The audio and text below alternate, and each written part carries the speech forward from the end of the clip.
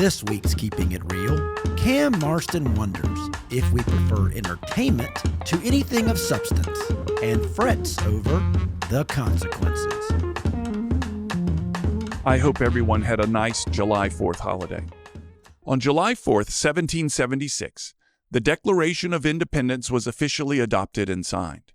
It has proven to be one of the most influential documents in world history, generating demands for independence and self-rule across the world. 11 years later, in 1787, the U.S. Constitution was created and was then ratified about a year later. The energy and enthusiasm and aspirations of these two documents propelled a new nation forward. They're full of hope and ambition, and the authors of the documents counted on the honor and integrity of this new nation's leaders to fulfill what those documents stood for.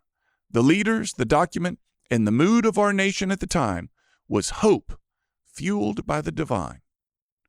Let's contrast that to what we witnessed 2 Thursday nights ago in the Biden-Trump debate. Let's consider for a moment what's happened to us. From uplifting prose to childlike name-calling, from sage and cogent observations about human nature to incoherent ramblings, from relying on the honor and integrity of leaders to spewing gobs of lies, from working through honest and principled disagreements to an unwillingness to even shake hands. No one I know likes the candidate they'll eventually vote for. No one I know thinks their candidate, regardless of their party, is capable or qualified.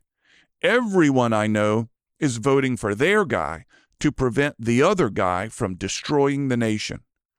What have we done to deserve this? It's a serious question.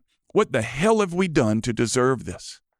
I've heard many people say, is this the best we have to pick from? But after the debate last week, that question became, this is the best we have to pick from? And I'll say it again. Everyone I know, regardless of who they will eventually vote for, is saying that about their candidate. No one likes their options. At dinner last Saturday night, a friend mused that he thinks our nation today likes entertainment more than anything that remotely feels like substance. When it comes to politics, we don't want anyone to tell us the truth. We want to be entertained. So we keep electing politicians that tell us what we want to hear, that entertain us. And perhaps the debate last week will initiate a turning point. Perhaps now we'll begin talking about substantive topics.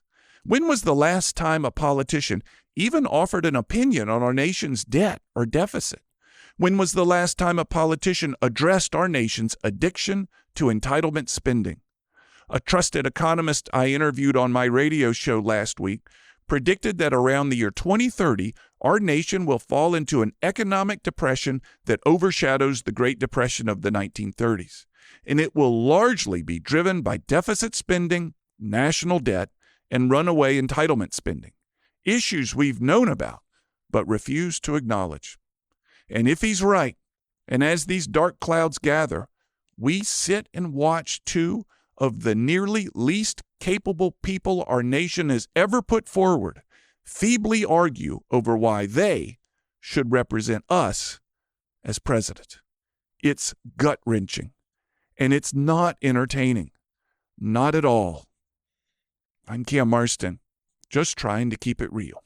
To hear more commentaries, search for Keeping It Real with Cam Marston on your favorite podcast app or follow Cam Marston on social media.